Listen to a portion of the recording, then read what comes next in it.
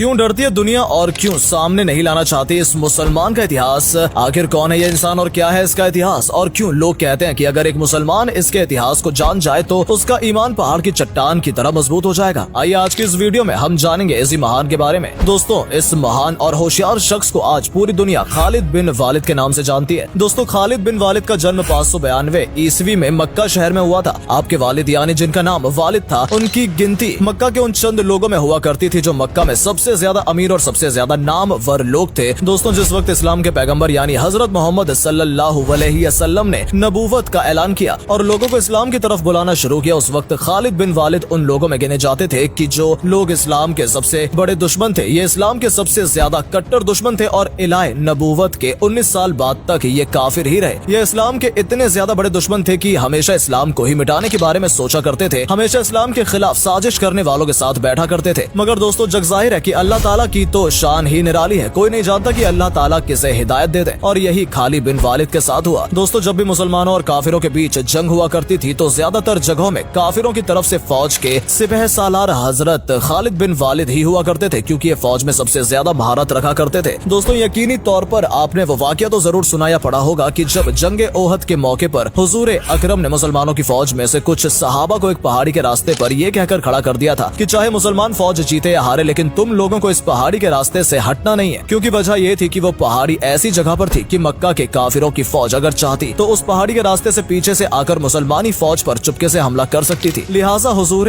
अकरम ने इसी वजह से उस पहाड़ी पर कुछ चंद सहाबा को खड़ा कर दिया था ताकि काफिर इधर से किसी भी सूरत में हमला नहीं कर सके। बहुत खतरनाक जंग हुई। मुसलमानों ने गिनती में कम होने के बावजूद भी मक्का के काफिरों को धूल चटा दी, लेकिन यकीनन खुदाए ताला को कुछ और ही मंजूर था। जिन चंद लोगों को इस्लाम के पैगंबर ने पहाड़ी के रास्ते पर खड़ा किया था, उन लोगों ने जब देखा कि मुसलमान जंग जीत गए हैं और काफिरों के माल को लूटने लगे हैं, तो उन लोगों में से ज्यादातर लोगों ने भी अपनी जगह छोड़ दी और मैदान में आकर खुशी मनाने लगे। इसका नतीजा ये हुआ कि खालिद बिन वालिद, जो उस वक्त काफिरों की फौज में शामिल थे और उस वक्त काफिर हुआ करते थे और जंग में भी बहुत ज्यादा महारत रखा करते थे, उन्होंने अपने चंद लोगों के साथ में पीछे से मुड़कर उस पहाड़ी वाले रास्ते से मुसलमानों पर दोबारा हमला किया। ये इतना खतरनाक हमला था कि मुसलमानों को कुछ समझ ही नहीं आया कि आखिर ये कैसे मुमकिन हो गया। खालिद बिन वालिद ने अपनी तलवारों से लगातार कई सहाबा को शहीद कर दिया और देखते ही देखते पूरी जंग का नक्शा बदल गया। वो जंग जो मुसलमान जीत चुके थे अब उनकी हार में बदल चुकी थी, और ये सब कुछ हुआ था खालिद बिन वालिद की महारत की वजह से, जो उस वक्त काफिर हुआ करते थे। दोस्तों, सुलह हुदैबिया के बाद हजरत खालिद बिन वालिद अक्सर परेशान रहने लगे थे और उनकी परेशानी की सिर्फ एक ही वजह थी, और वो वजह थी इस्लाम की दिन ब दिन तरक्की होना। दोस्तों, वो हमेशा सोचते रहते थे कि आखिर ये वजह क्या है कि काफिरों ने कई बार मुसलमानों को जंग के मैदान में चैलेंज किया है, लेकिन काफिरों ने हमेशा अच्छे हथियार और अच्छे जंगजू अपने पास होने के बावजूद भी हमेशा मुसलमानों से हारे हैं। उनके दिमाग में अजीब अजीब बातें आया करती थी। वो सोचते थे कि आखिर क्या वजह है कि मुसलमान हमेशा हमेशा हमसे जीत जाते हैं। कहीं ऐसा तो नहीं कि मुसलमानों के साथ कोई अलग ताकत हो। कभी उनके दिमाग में आता कि कहीं ऐसा तो नहीं कि मोहम्मद सच में ही अल्लाह का रसूल हो। दोस्तों, अदरक खालिद अल वलीद इन तमाम बातों से परेशान ही थे कि अचानक से एक दिन उनके बड़े भाई का उनके पास एक खत आता है। उस खत में लिखा था कि खालिद, तुम कहाँ हो? हजरत मोहम्मद सल्लल्लाहु अलैहि वसल्लम ने मुझसे तुम्हारे बारे में पूछा है कि आखिर खालिद कहाँ है। उस खत में उनके भाई ने लिखा था कि मैं चाहता हूँ कि तुम इस अंधेरी दुनिया से निकलकर इस्लाम की रोशनी की तरफ आओ और इस्लाम में दाखिल हो जाओ। ये खत पढ़ते ही खालिद के और इस खत का इतना खतरनाक असर हुआ कि आप पैगंबर मोहम्मद सल्लल्लाहु अलैहि वसल्लम की तरफ रवाना हुए और उनकी खिदमत में हाजिर होकर इस्लाम कबूल कर लिया, यानी इस्लाम धर्म में शामिल हो गए। दोस्तों, हदीसों की किताब में आता है कि पैगंबर मोहम्मद मुस्तफा सल्लल्लाहु अलैहि वसल्लम ने रोमन एम्पायर की तरफ यानी सीरिया की तरफ अपना एक एलची रवाना किया, लेकिन रोमन एम्पायर ने अपने गुरुओं घमंड के आकार मुसलमानों के उस एलची को खत्म कर दिया। और जाहिर है कि पहले के दौर में कितना भी खतरनाक दुश्मन हो, लेकिन एलची को वो खत्म नहीं किया करता था, क्योंकि एलची को खत्म करने का मतलब हुआ करता था जंग का खुल्लम खुल्ला ऐलान करना। जब मुसलमानों का एलची खत्म कर दिया गया तो हुजूर ने भी मदीने से सहाबा की एक बड़ी फौज को जंग के लिए सीरिया की तरफ रवाना किया और उस जंग का सिपहसालार बनाया हजरत जैद बिन हारसा को। दोस्तों, जैद बिन हारसा हुजूर अकरम सल्लल्लाहु अलैहि वसल्लम के मुंह बोले बेटे भी थे और ये वाहिद सहाबी हैं जिनका नाम कुरान में भी आया है। और हुजूर ने जाते हुए सहाबा को ये नसीहत फरमाई कि अगर जैद शहीद हो गए तो इसके बाद अपनी फौज का सिपहसालार जाफर को बना देना, और अगर जाफर भी शहीद हो जाए तो अपनी फौज का सिपहसालार लाल अब्दुल्ला बिन रवाह को बना देना, और अगर वो भी शहीद कर दिए जाए तो उसके बाद जिस पर तुम लोग मुत्ताफिफ हो जाओ उसी को अपना सिपहसालार बना देना। हुजूर ने ये नसीहत करके अपने लश्कर को सीरिया की तरफ रवाना किया और हुजूर साहब अपने चंद सहबाओं के साथ मदीने शहर में बैठ गए। एक तरफ सीरिया में जंग हो रही थी और दूसरी तरफ हुजूर मदीने में पूरी जंग का नक्शा अपने सहाबा को बैठकर बता रहे थे। बड़ी ही खतरनाक जंग हुई और हुजूर रो रहे थे और अपने सहाबा से कह रहे थे कि जंग में अब जैद कैद को शहीद कर दिया गया। इस्लामी फौज का झंडा अब जाफर के हाथों में आ गया। थोड़ी देर बाद हुजूर रो रहे थे और कह रहे थे कि जाफर को भी शहीद कर दिया गया है और अब जंग का झंडा अब्दुल्ला के पास आ पहुंचा है। उसके बाद हुजूर ने फरमाया अब्दुल्ला को भी शहीद कर दिया गया है और तमाम लोगों के मुताफिक होने के बाद हजरत खालिद बिन वलीद के हाथ में इस्लाम की फौज का झंडा दे दिया गया है। दोस्तों ये पहला मौका था जब हजरत खालिद बिन वलीद के हाथ में इस्लामी फौज की सिपहसलरी थी, क्योंकि उससे पहले वो काफिर हुआ करते थे। लिहाजा जब इस्लाम का झंडा हजरत बिन खालिद के हाथ में और इस चीज को रोमन एम्पायर की फौज ने देखा तो उनकी आधी हिम्मत तो हजरत खालिद बिन वलीद को देखकर ही टूट गई थी। उसकी वजह ये थी कि दूर दूर के लोग इस बात को जाना करते थे कि मक्का में खालिद नाम का एक ऐसा जंगजू मौजूद है जो अपने सामने किसी को नहीं टिकने देता है। जाहिर है अब ये इस्लाम में दाखिल हो चुके थे और अब ये इस्लामी फौज में थे, लेकिन अपनी पुरानी जंगी महारतों को कभी नहीं भूले थे। दोस्तों बहुत खतरनाक जंग हुई और खालिद बिन वालिद की सिपहसलारी की वजह से मुसलमानों ने ये जंग जीत ली। और इस जंग में हजरत खालिद बिन वलीद इतनी जोश के साथ लड़े और इतनी खतरनाक तरीके से लड़े कि इस जंग में हजरत खालिद बिन वलीद के हाथ से 9 तलवारें टूट गई थी। यकीनन एक तलवार भी किसी मर्द के हाथ से ही टूट सकती है और जिसके हाथ से 9 तलवारें टूटी, सोचिए उसने उस जंग में कितने लोगों को कत्ल किया होगा। दोस्तों जैसा कि मैंने आपको पहले भी बताया है कि प्यारे नबी सीरिया में हो रही जंग का हाल मदीने में बैठकर अपने सहाबा को बता रहे थे और रो रहे थे। तो जब हजरत खालिद बिन वलीद ने अपनी बहादुरी के बलबूते पर उस जगह को फतेह कर लिया तो हुजूर ने खुश होकर तमाम सहाबा के सामने हजरत खालिद बिन वलीद को एक नया नाम दिया और वो नाम था सैफुल्लाह। और हुजूर ने फरमाया कि अब मुसलमानों की फौज की सिपहसलारी सिर्फ सैफुल्लाह के हाथ में है। दोस्तों जाहिर है कि हजरत खालिद बिन वलीद का जिक्र हो और जंगे यमाम का जिक्र ना हो तो मुमकिन नहीं है। हजरत खालिद की सबसे मशहूर जंग जंगे यमामा है। ये वो जंग है जो कि मुसलमानों ने एक ऐसे शख्स से लड़ी थी कि जिसने हुजूर